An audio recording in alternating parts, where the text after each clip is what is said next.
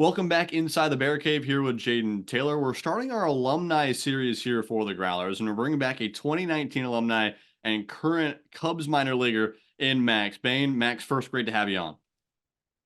I appreciate you guys having me on. This is really cool. I'm glad you guys are doing this. I'm glad to be part of it. Yeah, glad to have you on. I know you're using your mic a little bit. We'll talk more about a little bit your podcast series that you're getting started. But first off, I want to talk about your time with the Northwoods League. Growlers in 2019 was your second season inside the Northwoods League with Rockford for year number one. What was it like being a part of the Woods, and what was that spectacular feeling like getting yourself now in a Pro Bowl?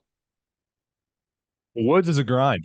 I loved every bit of I loved every bit of it. The guys I got to play with, I was very fortunate, both with Rockford and Kalamazoo. Some friends that I still talk to today. So it was a grind. It was a preparation for Pro Bowl, I think. And I think it still is for guys that are playing there now. Um, but I couldn't be more grateful for it. And my time in Kalamazoo, like that's an outstanding place to play. I'm a Michigan guy, so I might be a little bit biased, but I was thrilled to play there every single day. It was a great environment. People packed the place out. I loved every bit of playing in Kalamazoo. So you grew up around the area going to Northwood for your college days. What was it like going to Kalamazoo over the summer and still feeling like that kind of home environment to have so many people out there rooting for you every single night?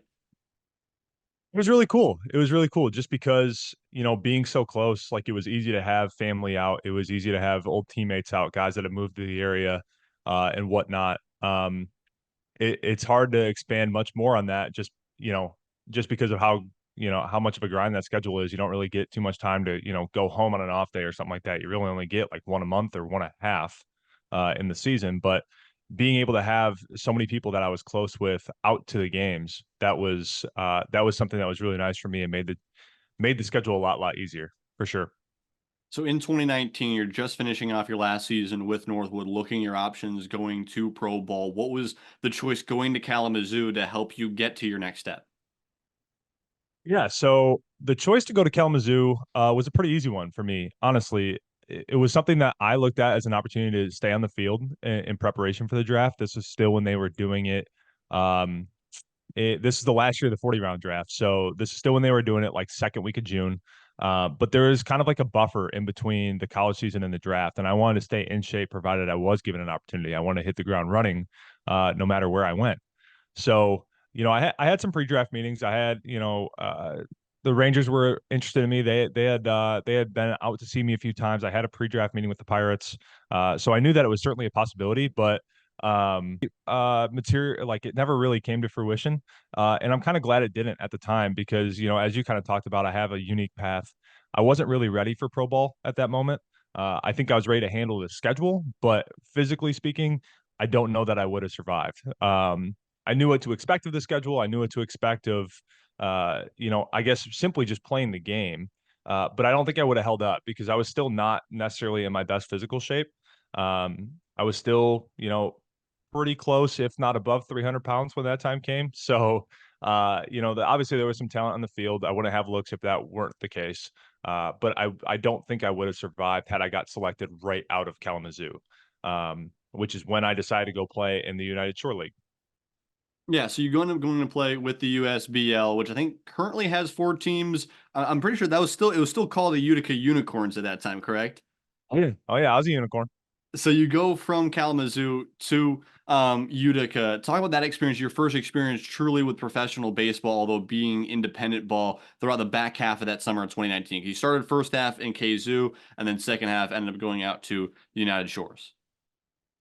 Yeah, so United Shore differed from KZoo in the fact that it was really the first time in my career, Northwood included, just because of like, and I say that with, I guess I hesitate to say that because of it was purely because of the level of baseball we were playing. It wasn't because of the talent we had on the team. It was just because we were a Division II school. But um, between my experience in the Northwoods League and Northwood itself, it was really my first time where I was on a team where everybody was doing everything they could to get signed. So the Northwood teams I played on were really good. I mean, we had some talented guys across the field, but the goal at Division II is oftentimes, I mean, unless you're talking like Angelo State or University or Tampa, like those rosters are not all there to get signed. We're there to win baseball games, which we were really good at. I mean, we had three really good seasons from my sophomore year to my senior year. And even in the Northwoods League, you have guys that are trying to get signed, of course. But by and large, we have kind of progressed to a time where you're playing with a lot of underclassmen who are trying to log innings and log at bats and get time in the field so that when they go back to their school in the fall, that they're ready to compete for playing time there.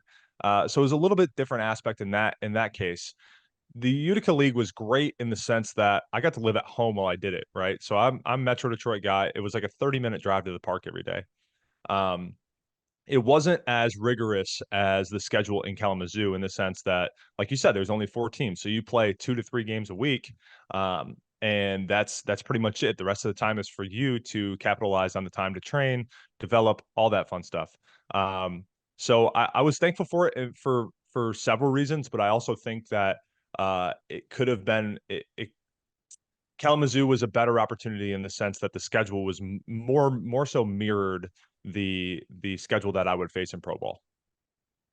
So developing that, you end up going into the offseason, going throughout that time. You get signed by the Cubs in early January, and little do you know, a little less than a month beyond that, everything just collapses. Everything goes away. No minor league baseball. There's questions if there'd be any major league baseball at all. Again, you training throughout that offseason. You're training with the Growlers and throughout your time in Indy ball, trying to get yourself to minor league baseball into an actual major league organization. What was that process like, figuring out what to do next?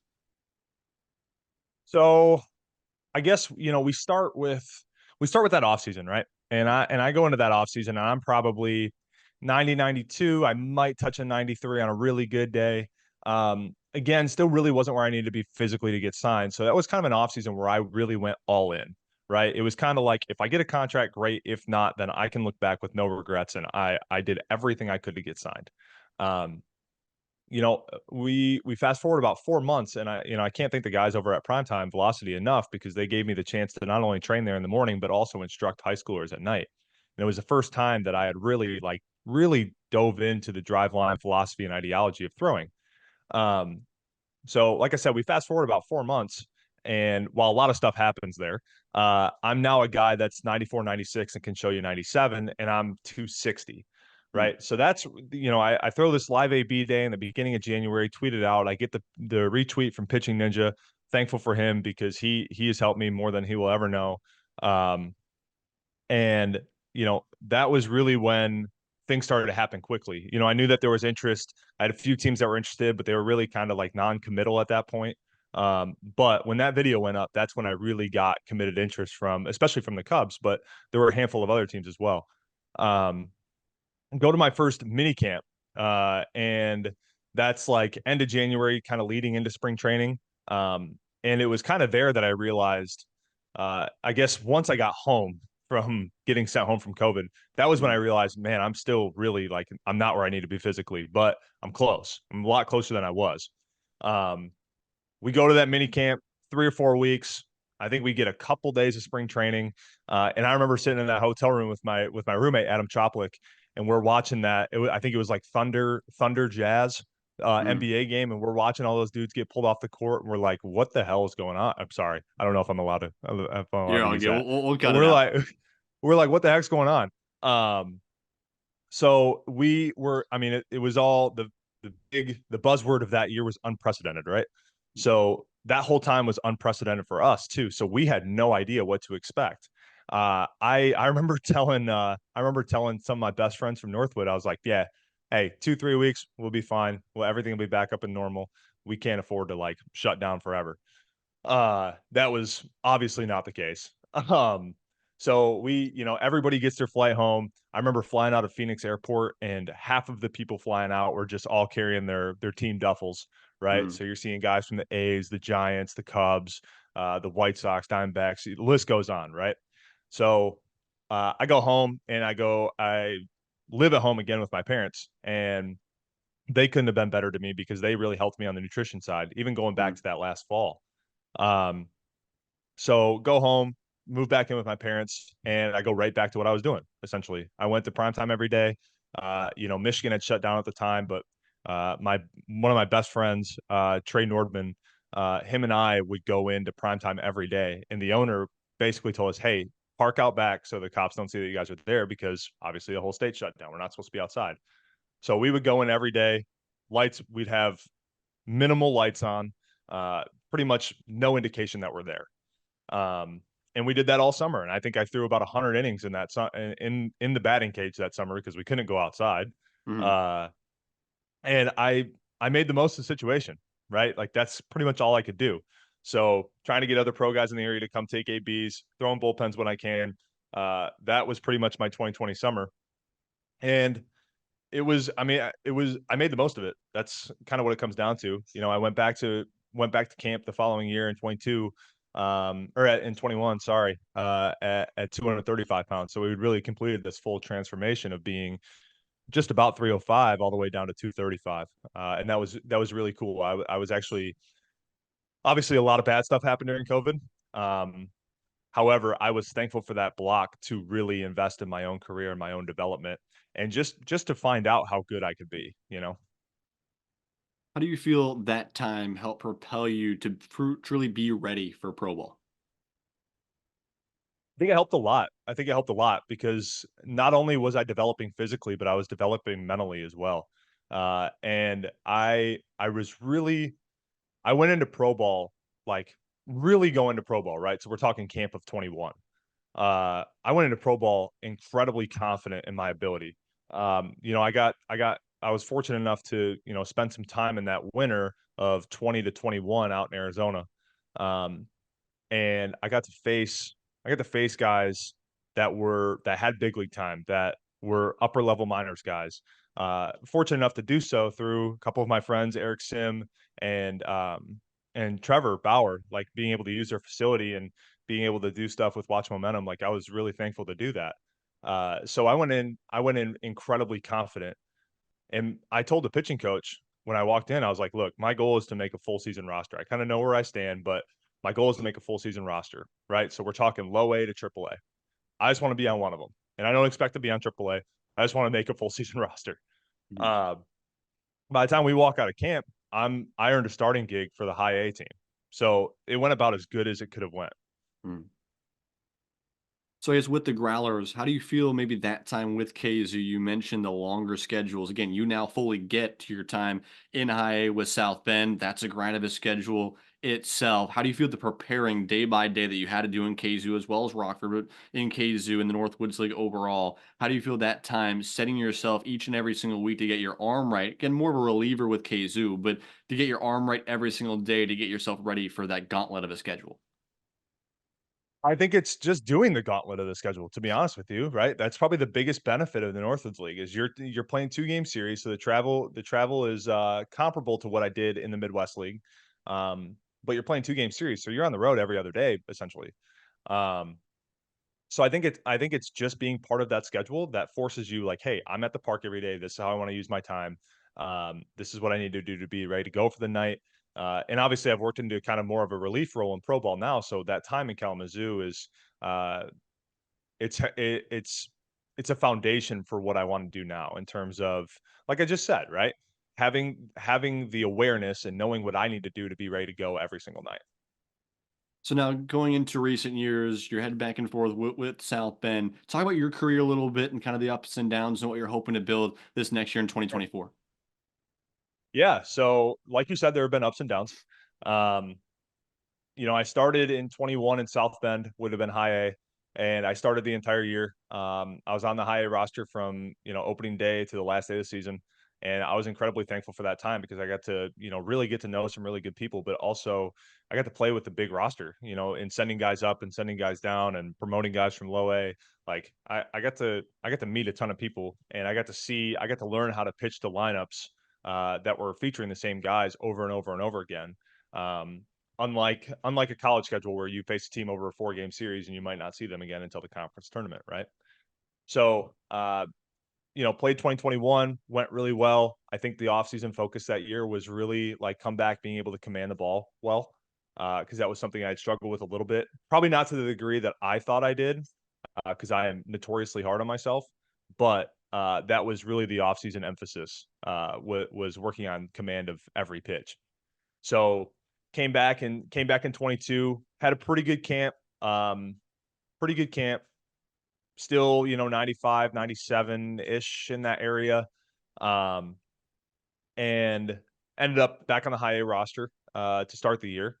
But, few of my friends, it was me, Chris Clark, who's now in AAA, and Nick Padilla, who's back and forth between the big league and AAA club with the White Sox. All three of us were promoted from high A to AA on the same team, or on the same day. Sorry. And we all got to go up together to AA to really get that experience for the first time. Um, AA was, boy, that was difficult, but I think I made it difficult on myself. My first outing there, I don't know what I did. I don't know how I did it.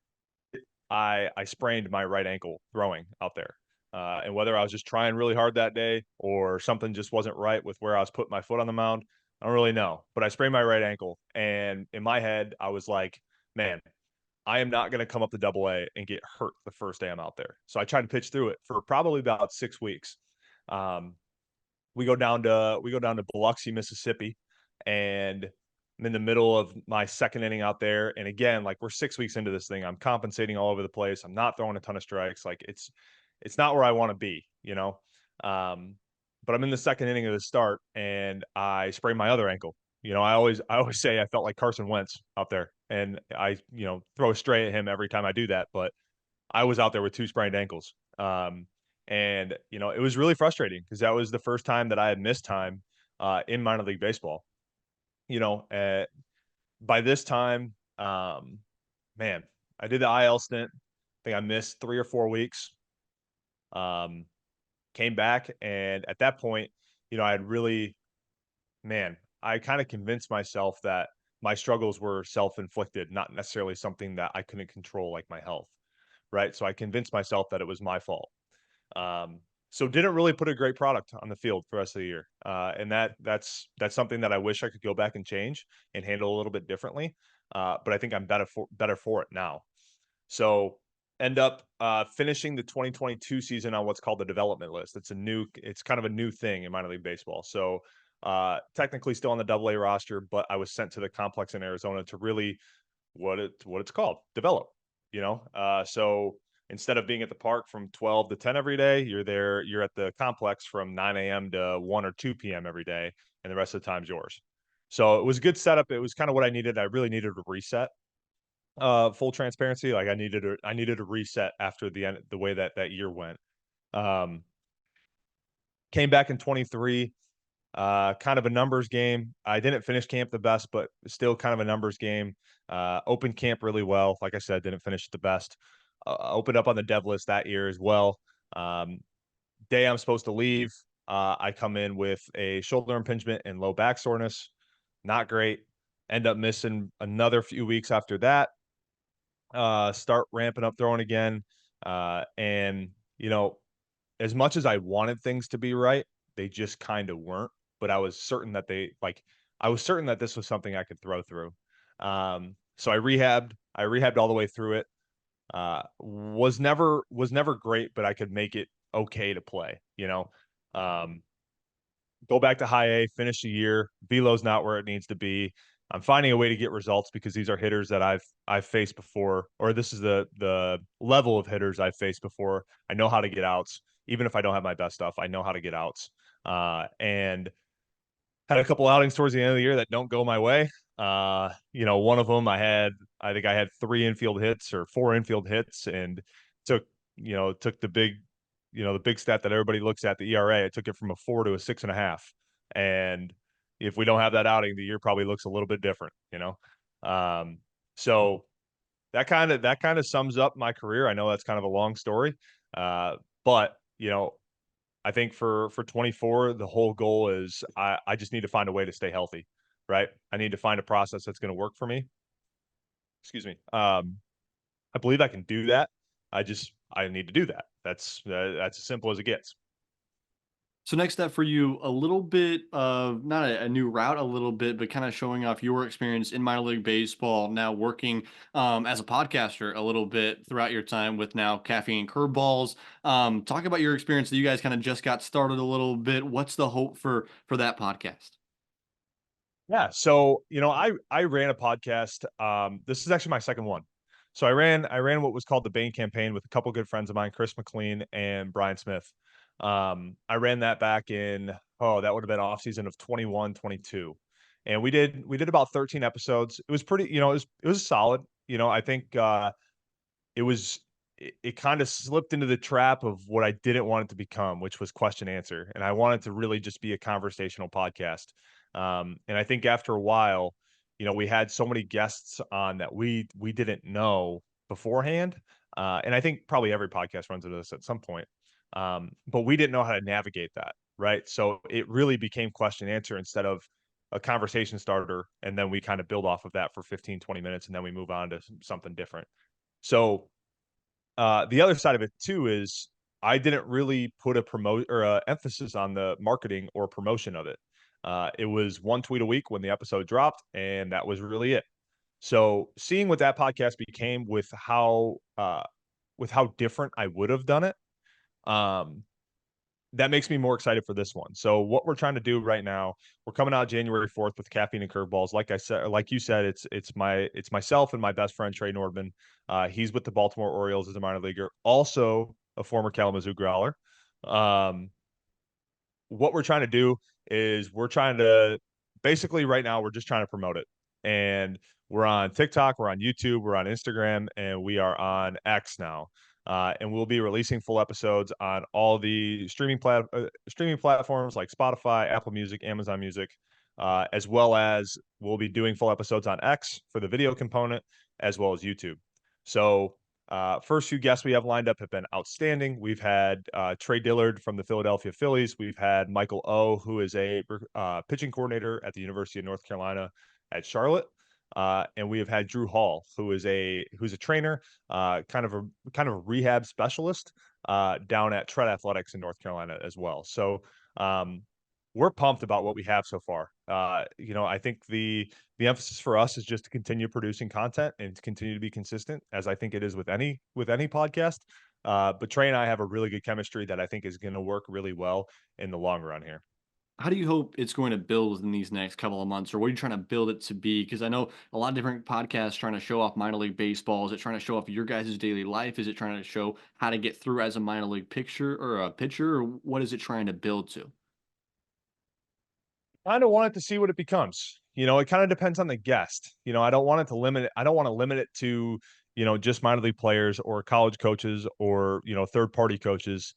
I kind of want it to be a collection of the guys that we have gotten to know through minor league baseball and for us to literally just come on and talk baseball, whatever it may be that day. And obviously that's easier for Trey and I if we have pitchers on there.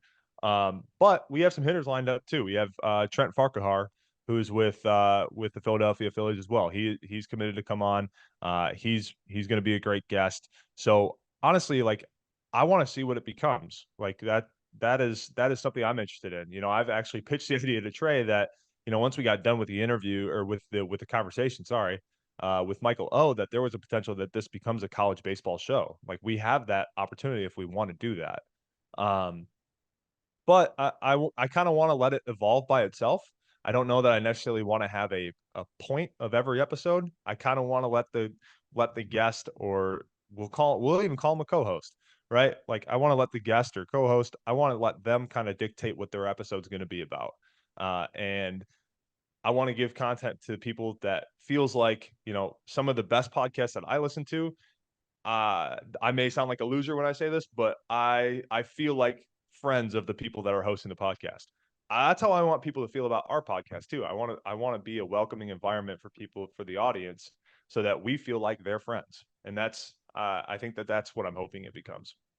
So your experience, 4 years in college, 2 years with the Northwoods League, it's well throughout through minor league baseball. Any specific things that you'd say to maybe a person your age or a person currently within the Growlers organization or a kid in the Northwoods League? What would you tell a kid like that looking back in your experience? I think one of the biggest things that I would tell a guy is what my college coach, Jordan Bishel, told me, and that was to always have fun with the game. Um, and while I think that's easier said than done, because a lot of time that's dictated by the success that you are or are not having on the field, it is just a game, right? So I would say first and foremost, always have fun with the game. That is absolutely paramount. The second is, um, if you really want to be great, like you have to understand what it means to take accountability and to really want it, right? A lot of people will say that they want it, but their actions would not align with that statement. You have to know what it means to want it, and you have to be willing to be accountable and honest with your own career. If you can't do that, then there's really no progress to be made, because there's really no starting point. I think the cliche statement would be the first step to solving a problem, or first step to finding a solution, is admitting that you have a problem, right?